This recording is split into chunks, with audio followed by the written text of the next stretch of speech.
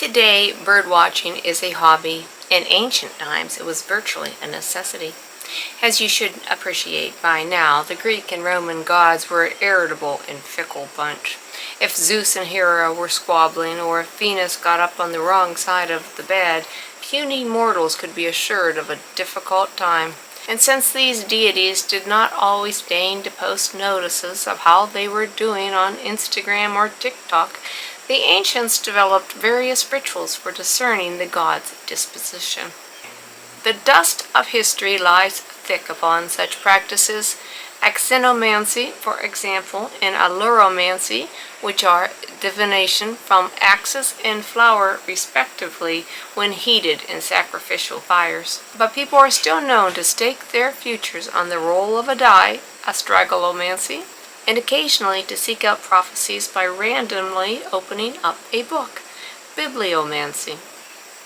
We recall one particular ritual whenever we use the phrase under the auspices, which originally referred to the observation of birds.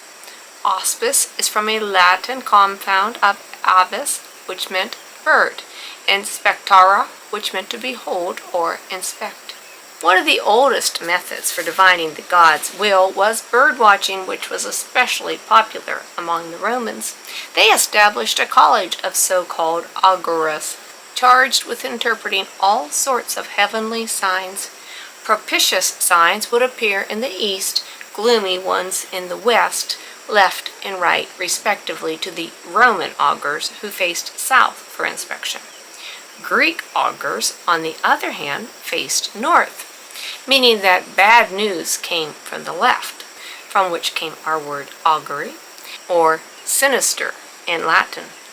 From the Greek position in the Latin adjective came the English word sinister. The augurs did not limit themselves to auspices, but that was the bulk of their business, and in addition to keeping their eyes peeled in random sightings, they would occasionally haul out a sacred chicken for scrutiny. The Romans were even known to bring such a chicken onto the field of battle, just in case they began to doubt that the gods really were on their side.